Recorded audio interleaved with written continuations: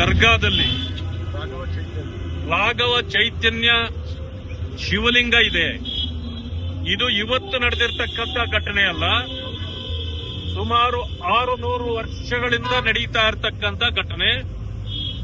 ಪದೇ ಪದೇ ಇಲ್ಲಿ ಗಲಭೆಗಳು ಆಗಿರ್ತಕ್ಕಂಥದ್ದು, ಅನೇಕ ಜನರು ಪ್ರಾಣತ್ಯಾಗ ಆಗಿರ್ತಕ್ಕಂಥದ್ದು ಇವತ್ತು ಚರಿತ್ರೆಯಲ್ಲಿದೆ.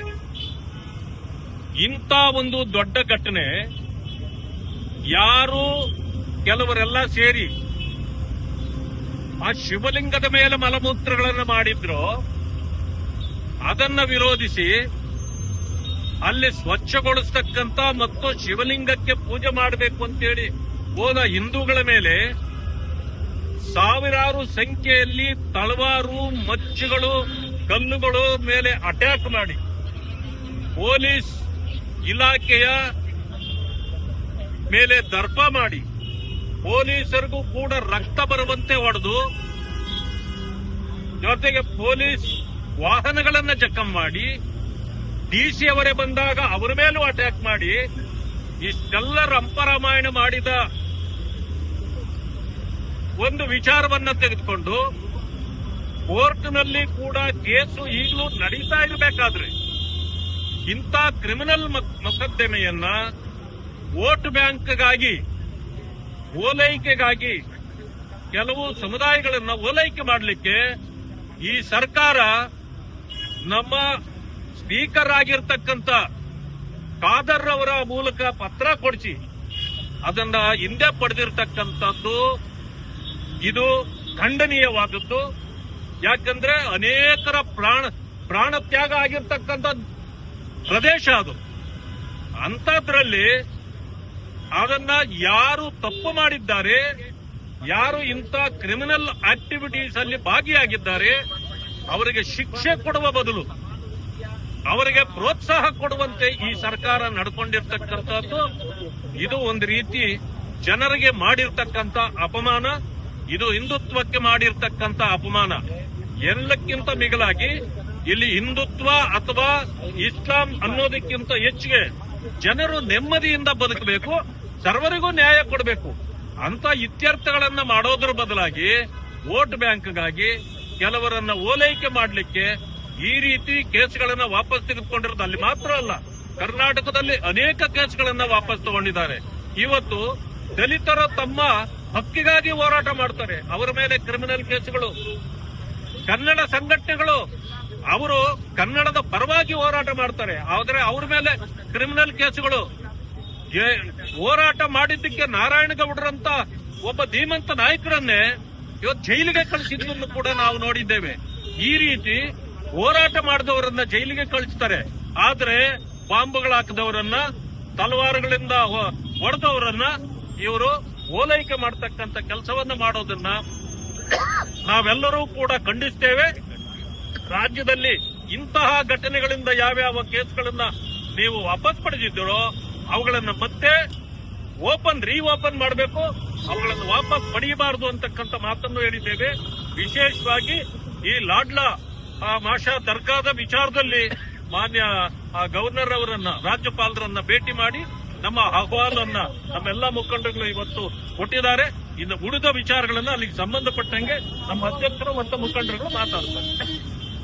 ದರ್ಗಾದಲ್ಲಿ ರಾಘವ ಚೈತನ್ಯ ಶಿವಲಿಂಗ ಇದೆ. ಇದು ಇವತ್ತು ನಡೆದಿರ್ತಕ್ಕಂಥ ಘಟನೆ ಅಲ್ಲ, ಸುಮಾರು 600 ವರ್ಷಗಳಿಂದ ನಡೀತಾ ಇರತಕ್ಕಂಥ ಘಟನೆ. ಪದೇ ಪದೇ ಇಲ್ಲಿ ಗಲಭೆಗಳು ಆಗಿರ್ತಕ್ಕಂಥದ್ದು, ಅನೇಕ ಜನರು ಪ್ರಾಣತ್ಯಾಗ ಆಗಿರ್ತಕ್ಕಂಥದ್ದು ಇವತ್ತು ಚರಿತ್ರೆಯಲ್ಲಿದೆ.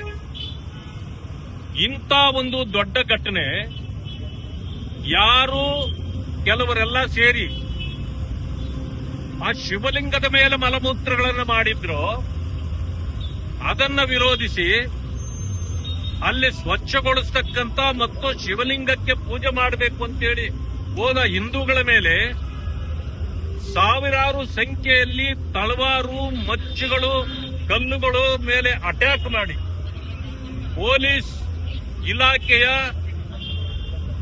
ಮೇಲೆ ದರ್ಪ ಮಾಡಿ ಪೊಲೀಸರಿಗೂ ಕೂಡ ರಕ್ತ ಬರುವಂತೆ ಹೊಡೆದು,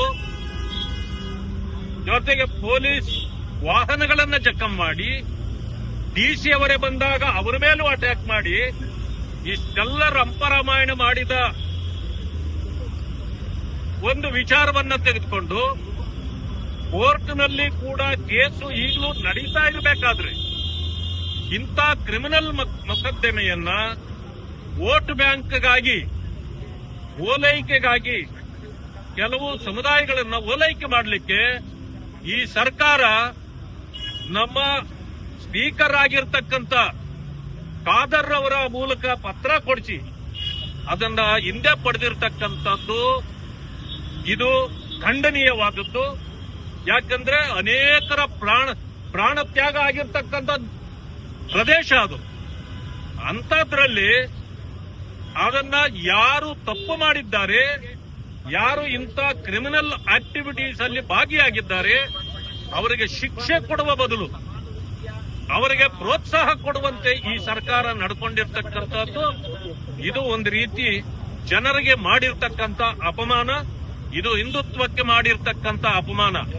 ಎಲ್ಲಕ್ಕಿಂತ ಮಿಗಿಲಾಗಿ ಇಲ್ಲಿ ಹಿಂದುತ್ವ ಅಥವಾ ಇಸ್ಲಾಂ ಅನ್ನೋದಕ್ಕಿಂತ ಹೆಚ್ಚಿಗೆ ಜನರು ನೆಮ್ಮದಿಯಿಂದ ಬದುಕಬೇಕು, ಸರ್ವರಿಗೂ ನ್ಯಾಯ ಕೊಡಬೇಕು ಅಂತ ಇತ್ಯರ್ಥಗಳನ್ನ ಮಾಡೋದ್ರ ಬದಲಾಗಿ ವೋಟ್ ಬ್ಯಾಂಕ್ಗಾಗಿ ಕೆಲವರನ್ನ ಓಲೈಕೆ ಮಾಡಲಿಕ್ಕೆ ಈ ರೀತಿ ಕೇಸ್ಗಳನ್ನ ವಾಪಸ್ ತೆಗೆದುಕೊಂಡಿರೋದು ಅಲ್ಲಿ ಮಾತ್ರ ಅಲ್ಲ, ಕರ್ನಾಟಕದಲ್ಲಿ ಅನೇಕ ಕೇಸ್ಗಳನ್ನ ವಾಪಸ್ ತಗೊಂಡಿದ್ದಾರೆ. ಇವತ್ತು ದಲಿತರು ತಮ್ಮ ಹಕ್ಕಿಗಾಗಿ ಹೋರಾಟ ಮಾಡ್ತಾರೆ, ಅವರ ಮೇಲೆ ಕ್ರಿಮಿನಲ್ ಕೇಸುಗಳು. ಕನ್ನಡ ಸಂಘಟನೆಗಳು ಅವರು ಕನ್ನಡದ ಪರವಾಗಿ ಹೋರಾಟ ಮಾಡ್ತಾರೆ, ಆದ್ರೆ ಅವ್ರ ಮೇಲೆ ಕ್ರಿಮಿನಲ್ ಕೇಸುಗಳು. ಹೋರಾಟ ಮಾಡಿದ್ದಕ್ಕೆ ನಾರಾಯಣಗೌಡರಂತ ಒಬ್ಬ ಧೀಮಂತ ನಾಯಕರನ್ನೇ ಇವತ್ತು ಜೈಲಿಗೆ ಕಳಿಸಿದ್ದನ್ನು ಕೂಡ ನಾವು ನೋಡಿದ್ದೇವೆ. ಈ ರೀತಿ ಹೋರಾಟ ಮಾಡಿದವರನ್ನ ಜೈಲಿಗೆ ಕಳಿಸ್ತಾರೆ, ಆದ್ರೆ ಬಾಂಬ್ಗಳು ಹಾಕಿದವರನ್ನ, ತಲವಾರುಗಳಿಂದ ಹೊಡೆದವರನ್ನ ಇವರು ಓಲೈಕೆ ಮಾಡತಕ್ಕಂತ ಕೆಲಸವನ್ನ ಮಾಡೋದನ್ನ ನಾವೆಲ್ಲರೂ ಕೂಡ ಖಂಡಿಸ್ತೇವೆ.